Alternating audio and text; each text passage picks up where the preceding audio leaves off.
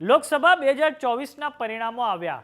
Bharatiya Janata party પૂર્ણ બહુમતનો આંકડો પાર ના કરી શકી, ત્યારે હવે તેણે સાથી પક્ષોનો સહારો લઈને કેન્દ્રમાં સરકાર બનાવી છે। હવે સત્તાધારી ભારતીય જનતા પાર્ટી પર રાષ્ટ્રીય સ્વયંસેવક સંઘે પણ ટીકા ટિપ્પણી કરવાનું શરૂ કરી દીધું છે। તો આવો જાણીએ ખરેખર શું છે આખો મામલો। નમસ્કાર, જમાત સાથે હું છું પાર્થ।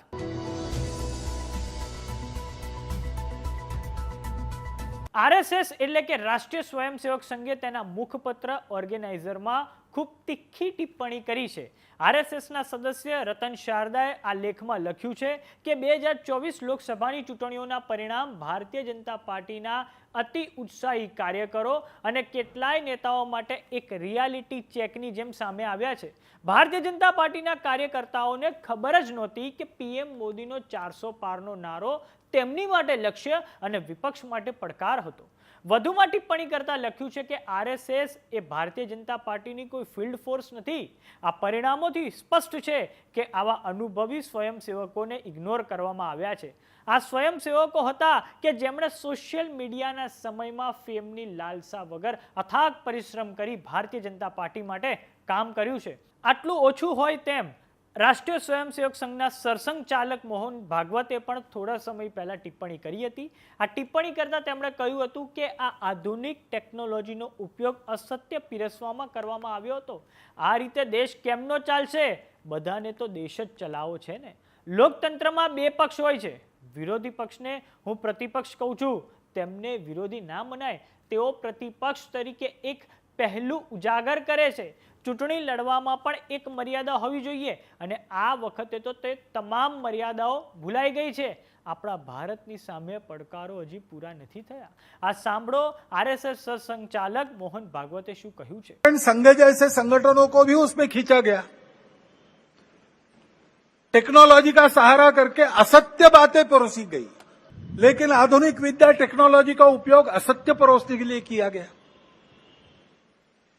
ऐसे से देश कैसे चलेगा भाई? आखिर सबको देश ही चलाना है ना। दो पक्ष है, विरोधी पक्ष कहते हैं, मैं प्रतिपक्ष कहता हूं। वो विरोधी नहीं है, उसको विरोधी मानना भी नहीं चाहिए। वो प्रतिपक्ष है, वो एक पहलू उजागर कर रहा है, उसका भी विचार होना चाहिए। ऐसा जब चलना है तो चुनाव लड़ने में भी एक मर्यादा होती है। उस मर्यादा का पालन नहीं हुआ, क्योंकि उसका पालन होना इसलिए आवश्यक है कि हमारे देश के सामने चुनौतियां समाप्त नहीं हुई। अब सरकार बन गई, वही सरकार फिर से आ गई एनडीए की। अब ये ठीक है, पिछले 10 वर्षों में बहुत कुछ अच्छा हुआ है। आर्थिक हमारी स्थिति, आधुनिक दुनिया जिन मानकों को मानती है, जिसके आधार पर आर्थिक स्थिति का मापन करती है, उनको लगाए तो हमारी आर्थिक स्थिति बहुत अच्छी हो रही। सामरिक स्थिति हमारी निश्चित रूप से पहले से अधिक अच्छी है। दुनिया भर में हमारे देश की प्रतिष्ठा बढ़ी है। कला क्षेत्र में, क्रीड़ा क्षेत्र में, ज्ञान विज्ञान के क्षेत्र में, संस्कृति के क्षेत्र में हम सब लोग विश्व के सामने आगे बढ़ रहे हैं। हमको धीरे धीरे मानना विश्व के प्रगत देशों ने भी शुरू किया है। लेकिन इसका मतलब ये नहीं है कि हम चुनौतियों से मुक्त हुए।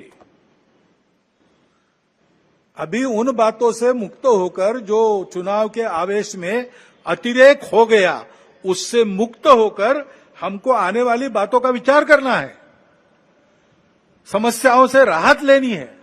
લોકસભાની ચૂંટણીઓની વચ્ચે ભારતીય જનતા પાર્ટીના અધ્યક્ષ જેપી નડ્ડાનું એવું નિવેદન સામે આવવું કે બીજેપીને હવે આરએસએસની જરૂર નથી, ત્યારે હવે સંઘની આ ટિપ્પણીઓએ બધાનું ધ્યાન ખેંચ્યું છે। નમસ્કાર।